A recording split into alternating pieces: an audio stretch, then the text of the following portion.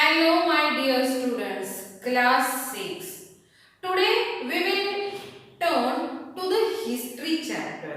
Okay, kingdoms, kings and an early republic. Okay, so let's start. Now see, at the beginning of the lesson, it is given that one incident.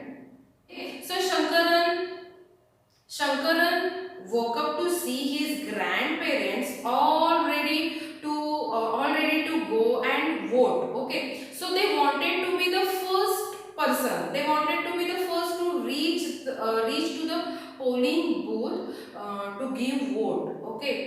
Now, why Shankaran wanted to know that why these people are behaving like this? Why they want to go first? So, were they excited to give the votes, or somewhat what impatiently his grandfather explained? Somewhat impatiently his grandfather explained that we can choose our own rulers today. His grandfather explained Shankaran that yes, on this day we can choose our ruler. See how some men became rulers. Okay, now choosing leaders or choosing rulers by voting, it's something that has become common. Okay, now this has been become common since last long period, since last many years. That how did men become rulers in the past? In the past, so some of the Rajas, have you heard about Rajas? Yes. So some of the Rajas, you might have read that the Rajas were probably chosen by the people, the Jana. Okay, Jana means people.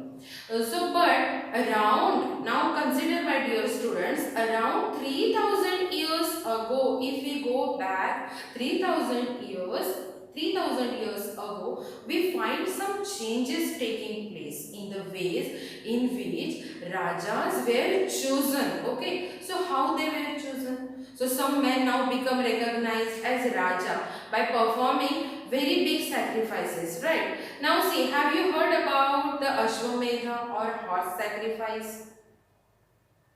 The Ashwamedha. Have you seen the Ramayana in the lockdown period? Ramayana series was going on. The epic Ramayana was being shown on the television. So in that Raja Ram had sent the Ashwamedha, the horse, as a Ashwamedha for the sacrifice. So what is a Ashwamedha or what is a horse sacrifice? It was one of the ritual. The horse was let loose to wander freely, and it was guarded by the Raja's servant, Raja's men. And if the horse wandered into the kingdoms of other kings, and if they stopped the horse, it mean that they accepted that the Raja who wanted to perform the sacrifice was stronger than them. Okay, so these Rajas were then invited to the sacrifice. Okay, which was performed by the specially trained priests who were rewarded with gifts. The Raja who organized the sacrifice was recognized as being very powerful, and all those who came and brought gifts for him. Now see, my dear students, the Raja was a Raja was a central figure in these rituals. So he often had a special seat, a special throne, a tiger skin, his charioteer, the battlefield, and witnessed his exploits, chanted tales and his glory. So his relatives, especially his wives and sons, had to perform a variety of minor rituals. So many rituals they had to perform. Okay, so the other rajas were simply spectators who had to sit and watch the performance of the sacrifice. Okay, so priests perform the rituals. indicating the sprinkling or sprinkling sacred water on the king, the ordinary people. The Vish or Vaishya also brought the gifts. Okay, Vaishya. So however, some people such as those who were regarded as Shudras by the priest were excluded from many rituals. They were not allowed to do any rituals. Okay, so now see, we will turn towards the first we will turn towards Varna. Okay, so what is mean by Varnas? It is given in your textbook. You also read that. So we have many books that were composed in the North India, especially in the area drained by the Ganga and Yamuna. Okay, so during this period, these books are often called later Vedic. Okay, Ved means wisdom. Okay, so because they were composed after Rigved, okay, so these includes the Samved, Yajurved and Atharvaved also. So as well as the other books, these were composed by priests. All four Veds, okay, composed by priests and described how rituals were to be performed. Okay, so they also contained rules about society. Many rules were there in the society at that time. There were several different groups in the society at this time. So the priests and warriors, farmers, herders, traders, craft persons, laborers, fishing folks and forest folks all were there. So some priests and warriors were rich, as were some farmers and traders, others including many herders, craft persons, farmers, traders, laborers, fishing folks, hunters, gatherers. Some were rich, some were poor. Okay, so the priest divided people into four groups. The priests divided these people into four groups. Okay, so these four groups called Varnas. Okay, so Varnas means according to how they have distributed these four groups. According to them, each Varna had a different set of function. Okay, now see, the first Varna was Brahmin. Okay, so the Brahmins were expected, what they were expected? They were expected to study and teach the Vedas. Okay, whatever is described in the Ved. So Brahmins had to study that Ved and they had to teach.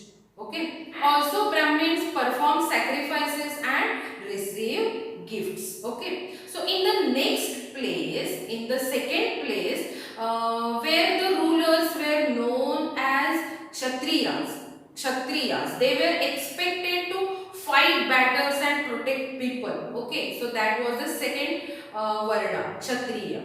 The third were the Vaishya. Okay, so they were expected to be farmers, herders, traders. So both the Kshatriyas and Vaishyas could perform sacrifices. Okay. Now we will see the fourth Varna, that is Shudras. Okay, the last were the Shudras who had to serve the other three groups, who had to serve these groups, the remaining three groups, who Brahmins, Kshatriya and Vaishya. Shudra had to serve them and could not perform any rituals. So often women also grouped with the Shudras. Both women and Shudras were not allowed to study. What to study? The study about Ved. Okay. The priest also said that these groups were decided on the basis of birth. Now how birth? For example, if one's father and mother were Brahmin, so one should automatically become a Brahmin, right? And so on. So later they classified some people as untouchable. That we have discussed the untouchables in the civics lesson, right? So the priests classified some people as untouchable. These included some craftsperson, hunters, gatherers, as well as the people who help perform burials and cremation. So burials and cremation that were considered to be untouchables. Okay, the priest said that contact with these people or contact with this group was polluting. So many people did not accept the system of Varna laid down by the Brahmins. So some kings thought that they were superior to the priests. So other felt that birth could not be the basis or deciding which Varna people belong to. Besides, some people felt that there should be no difference amongst the people based on the occupation.